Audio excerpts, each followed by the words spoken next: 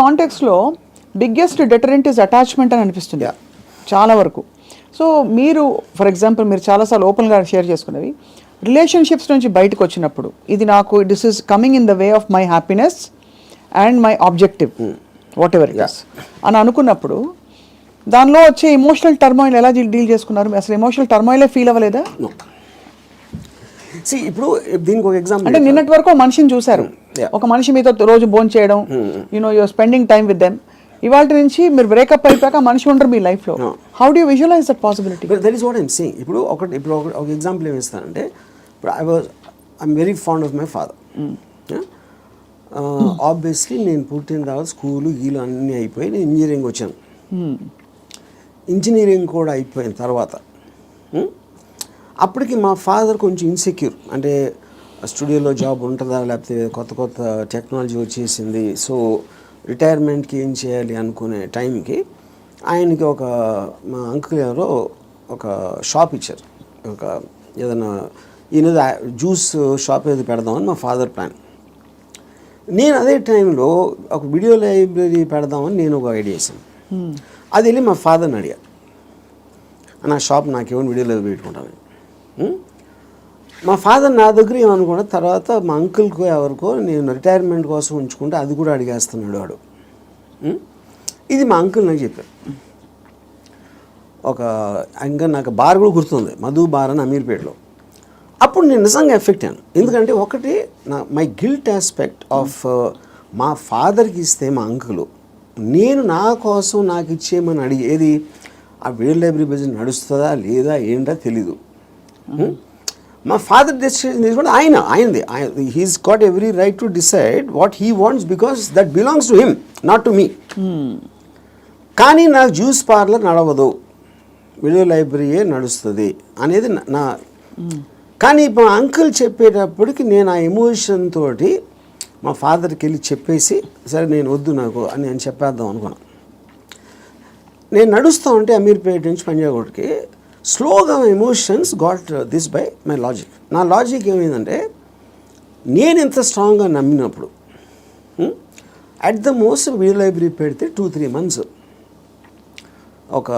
తెలుస్తుంది అది నడుస్తుందా లేదా మూసేయాలి అని. అప్పుడు anyway you can do is in case you wants to juice thing, okay.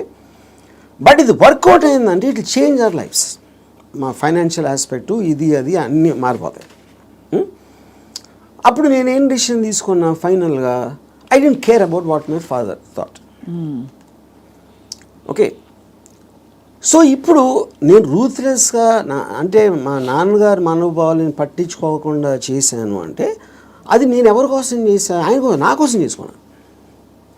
So but because my confidence work out అయితే వాళ్ళు కూడా హ్యాపీగా ఉంటారు.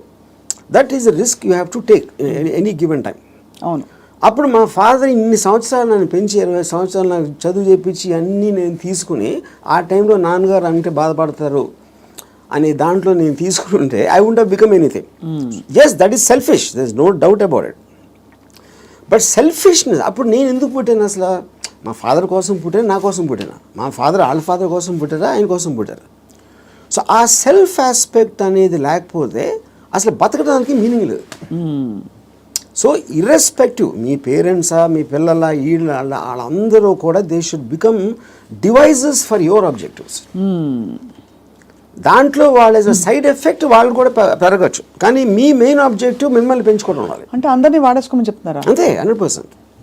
ద డివైజ్ ఏ జీవి అయినా పుట్టింది ఎకో సిస్టంలో వేరే జీవులను వాడటానికి.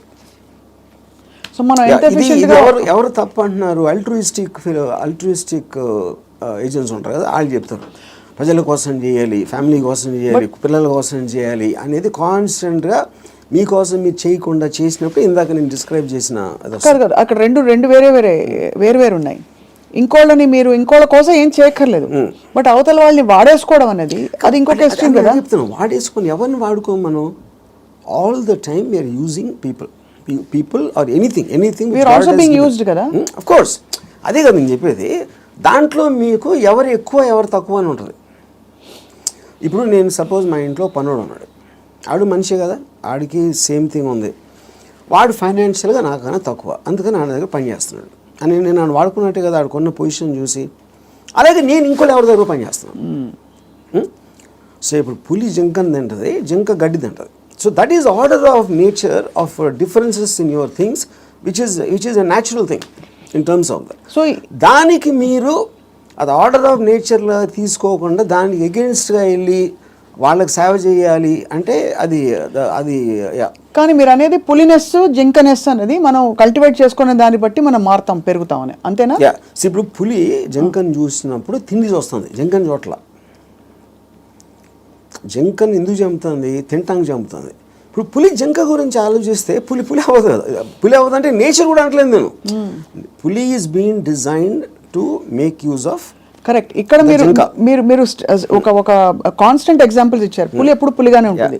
బట్ మనుషుల ఎవల్యూషన్లో పులినెస్ జింకనెస్ అన్నది వాళ్ళ ఎవల్యూషన్ ని బట్టి పెరుగుతుందా? ఉదాహరణకి మీరు 10 ఏళ్ల క్రితం 10 మందిని వాడుకున్నారు. ఇప్పుడు మీకు ఆ డిఫరెన్స్ ఎప్పుడు ఉంటుంది కదా మనుషుల్లో కూడా. ఇప్పుడు for example different political systems, philosophical సిస్టమ్స్లో మీరు ఫ్యూడలిజం ఆస్పెక్ట్ అయిపోయింది, డెమోక్రసీ ఉంది, మిక్స్డ్ ఎకానమీ ఉంది, కమ్యూనిజం ఉంది.